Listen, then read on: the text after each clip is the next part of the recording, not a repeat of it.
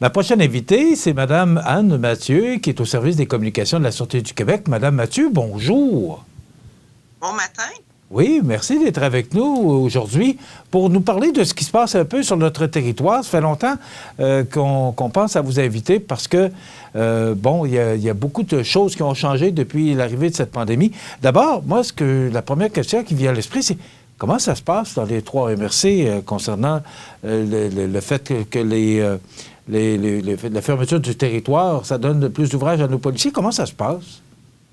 Bon, alors, comme les gens savent, il y a eu des points de contrôle aléatoires qui ont été installés dans la région, et ça, c'est à la demande du directeur de la santé publique. Donc, les points de contrôle, qu'ils soient aléatoires, qu'ils soient fixes, dépendamment des régions, la Sûreté du Québec, elle est comme le bras droit un peu de la santé publique. C'est ce qui fait qu'on peut agir, finalement, selon les décrets qui nous ont été demandés. Mais ça se passe bien dans votre région actuellement, ou dans vos régions. Les gens sont très sensibilisés à ce qui se passe actuellement. Les gens comprennent l'état de situation. Il y a quand même certaines personnes parfois qui viennent de l'extérieur qui voudraient aller dans votre région parce qu'ils ont parfois des résidences secondaires, des chalets. Mais ces personnes-là qui tentent de venir faire un tour dans votre belle région, bien, elles sont tout simplement retournées à leur point de départ qui est leur résidence habituelle. Donc, c'est ce qu'on peut voir actuellement chez vous. C'est important ce que vous mentionnez là, c'est que les gens, parce qu'il y a beaucoup de chalets dans le coin, particulièrement au lac Trois-Saumons, donc ce que vous mentionnez, c'est que les gens qui ont des chalets ou des résidences d'été ne peuvent s'y rendre pour l'instant, suite aux barrages, les barrages aléatoires. Effectivement. Donc, il faut dire aussi que ce ne sont pas des déplacements essentiels. Il faut comprendre que ce qui est demandé dans les mesures gouvernementales, c'est des déplacements pour des raisons qui sont essentiel. Alors, on voit très bien que d'aller à la résidence secondaire n'est pas nécessairement, dans ce cas-ci, étant donné que vous êtes une région limitée, n'est pas un déplacement essentiel. Donc, et oui, il y a des gens qui se font retourner là, lorsqu'ils arrivent dans le secteur. Est-ce que ça vous a demandé plus d'effectifs, Mme Mathieu? C'est certain que dans certains égards, là, il peut y avoir des gens qui puissent faire un peu de temps supplémentaire, c'est normal, mais il n'y a pas d'enjeu d'effectifs actuellement au niveau de cette opération-là, je dirais en mesure d'urgence. Les effectifs, ça va bien. C'est sûr que si jamais on avait besoin, exemple, d'en avoir un peu plus, vous savez, il y a des gens parfois qui étaient prêtés aux enquêtes qui vont tout simplement retourner à leur point initial. Donc, ça se passe très bien à ce moment-ci en ce qui nous concerne. Au niveau de la distanciation sociale, ça doit être un petit peu plus compliqué à appliquer. Est-ce que les policiers ont à intervenir? Est-ce que vous avez des rapports là-dessus, le fait que les gens doivent intervenir? Parce qu'on sait que maintenant, il peut y avoir des contraventions. Est-ce que les policiers de la Sûreté du Québec ont eu à intervenir souvent à cet effet-là? Là, je vais vous donner un chiffre global parce qu'on ne donne pas de statistiques par région. Mais globalement, là, si on parle depuis le début, dans le fond, de cette pandémie-là, des mesures qui ont été mises en place, on parle de 1156 constats d'infractions qui ont été émis. Et ça, c'est dans l'ensemble de la Sûreté du Québec. Donc, si on compare, au 13 avril, on en avait 651 qui avaient été émis.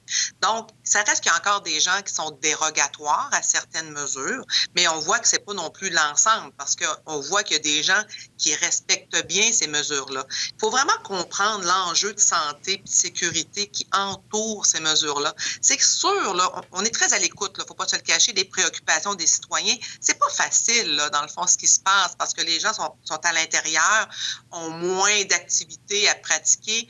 Mais, somme toute, la collaboration, elle est là.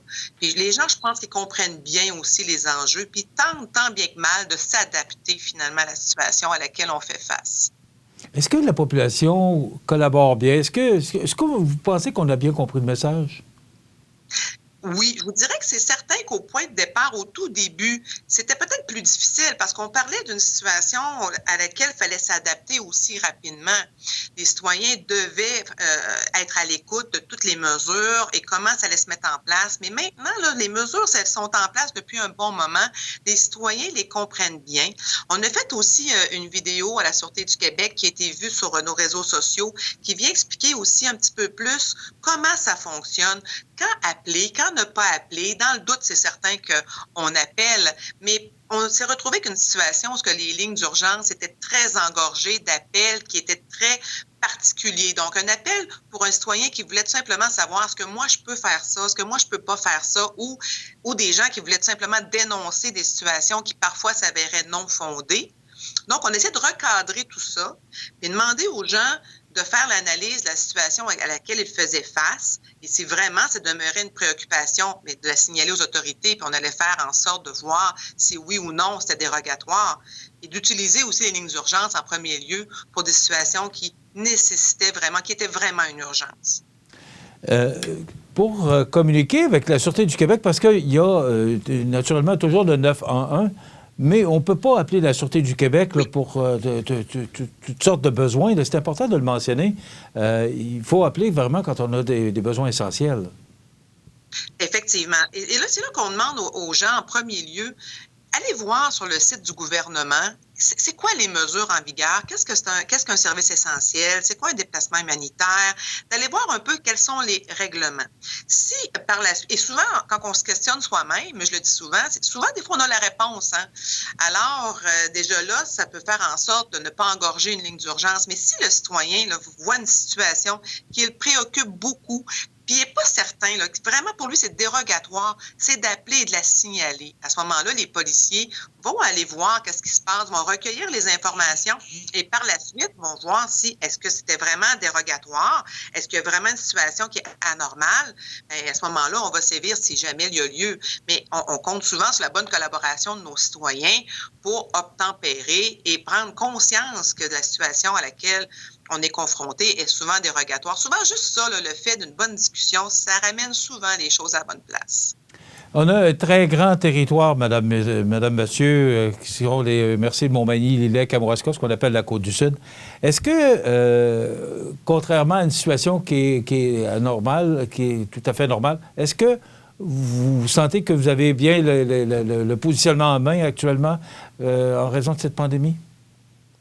Bien, définitivement. C'est sûr que les mesures d'urgence à la Sûreté du Québec, on en a vécu plusieurs. Hein? Donc, des dossiers d'importance, ce n'est pas les premiers dans lesquels on est habitué de travailler. Alors, on est habitué de mettre les structures en place et de faire en sorte d'orienter ou de réaffecter les effectifs au moment ou aux endroits les plus importants, dépendamment de la situation à laquelle on fait face. On est en mesure de réagir rapidement et de réaffecter, comme je viens d'expliquer, les effectifs à l'endroit nécessaire.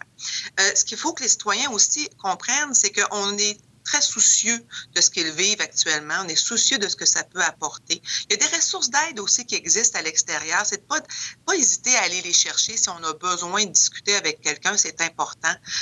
Aller prendre une marche dehors, c'est permis.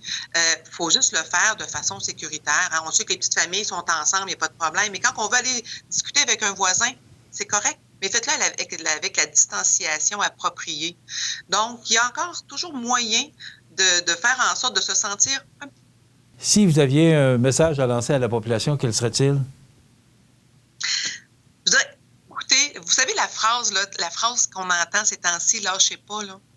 Mais je la redis, puis je la dis vraiment là du fond du cœur, parce qu'on est dans une situation qui est vraiment particulière. C'est comme ça partout dans le monde.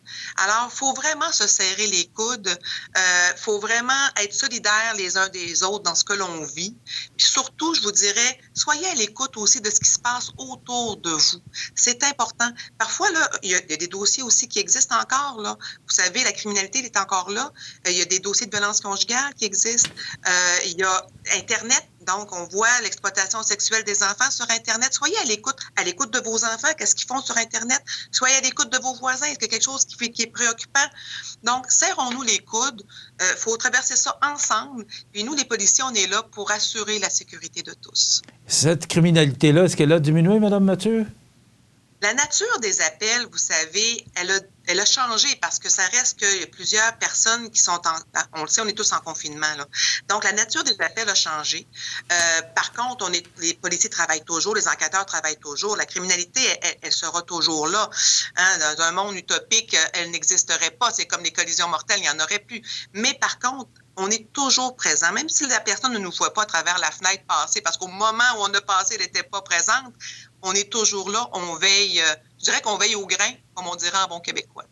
Et en terminant, les pneus à clous, est-ce qu'il y a, parce qu'habituellement, il y a une date limite pour pouvoir enlever les pneus à clous, est-ce qu'on a augmenté la date limite pour pouvoir enlever nos pneus à clous?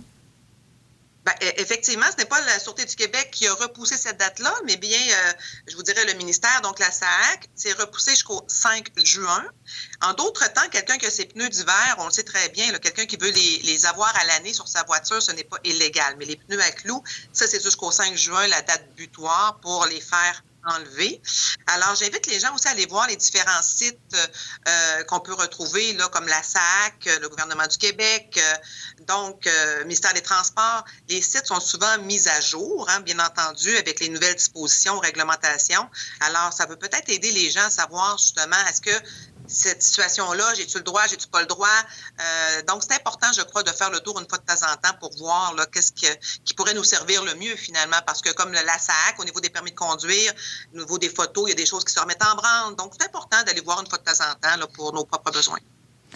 Madame Mathieu, merci d'avoir été avec nous. Puis, on va surveiller de près ce qui se passe avec la Sûreté du Québec. Merci, parce que vous êtes toujours très disponible pour nous. Merci. Ça me fait plaisir. Passez une belle journée. OK, bonne journée. Alors voilà, notre invitée, Mme Anne Mathieu, des Relations publiques de la Sûreté du Québec. Dans quelques instants, je suis souci.